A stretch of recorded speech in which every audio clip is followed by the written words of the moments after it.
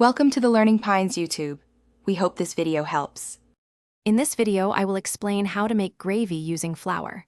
First, gather your ingredients: pan drippings, all-purpose flour, and a liquid such as broth or milk. You'll also need a whisk and a saucepan.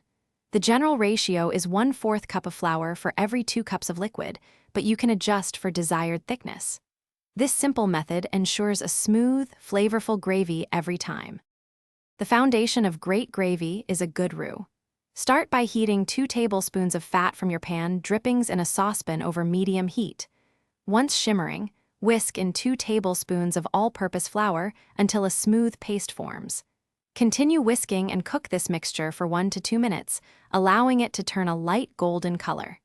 This step cooks out the raw flour taste. Now it's time to add your liquid. Slowly pour in 2 cups of cold broth or milk, whisking continuously as you add it to the hot roux. This gradual addition and constant whisking are crucial for preventing lumps. Bring the mixture to a gentle simmer over medium heat, continuing to stir until the gravy thickens to your desired consistency. This usually takes about 5 to 7 minutes. Once your gravy has reached the perfect thickness, it's time to season it.